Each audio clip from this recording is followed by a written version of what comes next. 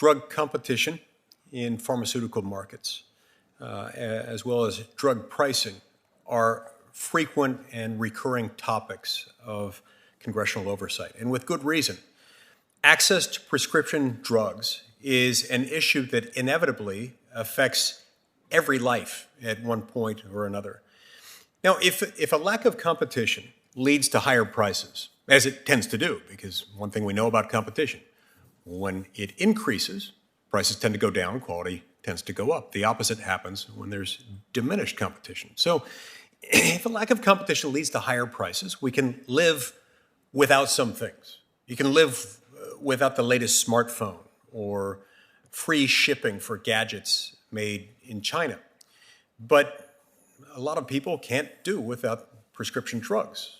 My wife Sharon, for example, is one of 7 million Americans who can't live without insulin.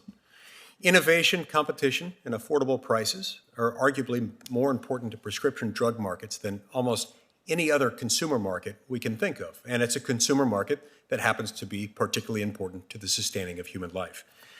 This makes the continuing rise in drug prices all the more concerning.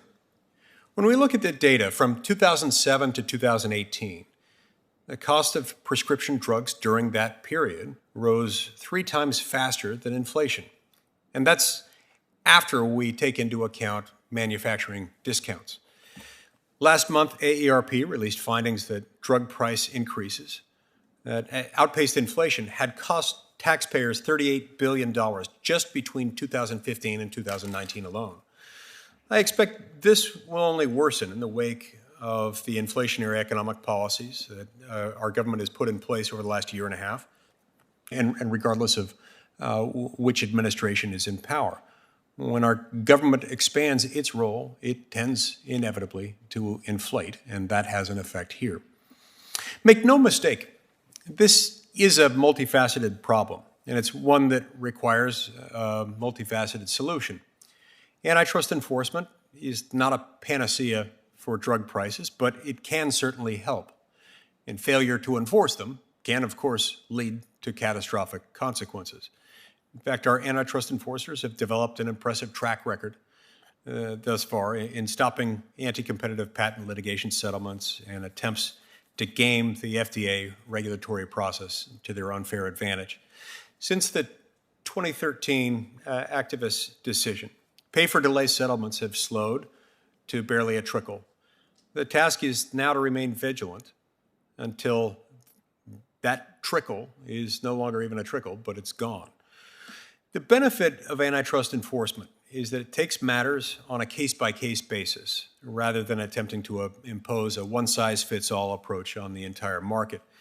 This allows us to stop harmful conduct without needlessly, unnecessarily burdening pro-competitive and innovative conduct, something that usually proves elusive in comprehensive rulemaking and legislation.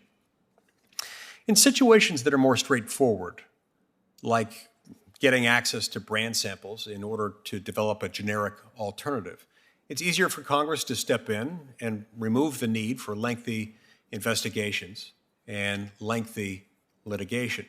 This is what we did with the CREATES Act, a bill that I was honored to co-sponsor along with Senators Grassley, Leahy, and Klobuchar. My understanding is that since it became law back in 2019, at the end of that year, the CREATES Act has already made it much easier for generic competitors to gain access to the samples that they need for FDA-mandated testing.